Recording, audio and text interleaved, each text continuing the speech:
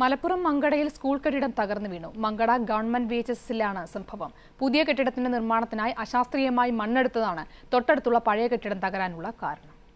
ഇന്നലെ നിറയെ കുട്ടികളിരുന്നിരുന്നു തകർന്നു വീണ ഈ 3 ക്ലാസ് മുറികളിലും.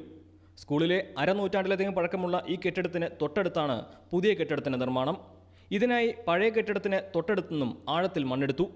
മഴ പെയ്തതോടെ ഇവിടെയെല്ലാം വെള്ളം നിറഞ്ഞു. അടിത്തറ ശക്തമല്ലാത്ത പഴയ കെട്ടിടം ഇടിയാൻ കാരണമിതാണ്.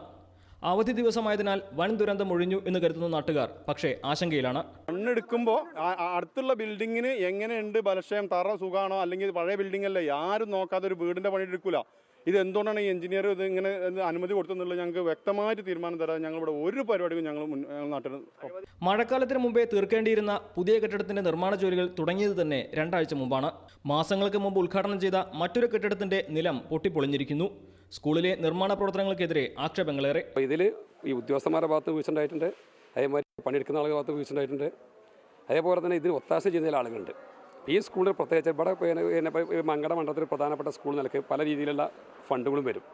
ഈ ഫണ്ടുകൾ വരുന്ന സമയത്ത് ഇത് സ്വന്തക്കാർക്കൊക്കെ പണി കൊടുത്ത് ഇതിൻ്റെയൊക്കെ ഭാഗമായി നിൽക്കുന്ന ചില ആളുകളുണ്ട്. PTA നാളെ സ്കൂളിന് അവധി പ്രഖ്യാപിച്ചിട്ടുണ്ട്. അപകടാവസ്ഥയിലുള്ള കെട്ടിടത്തിൽ കുട്ടികളെ ഇരുത്തില്ലെന്നും സുരക്ഷിതമായ സൗകര്യം ഒരുക്കുമെന്നും പെരിന്തൽമണ്ണ സബ് കളക്ടർ ഏഷ്യാനെറ്റ് ന്യൂസിനോട് പറഞ്ഞു. ഏഷ്യാനെറ്റ് ന്യൂസ്, മലപ്പുറം.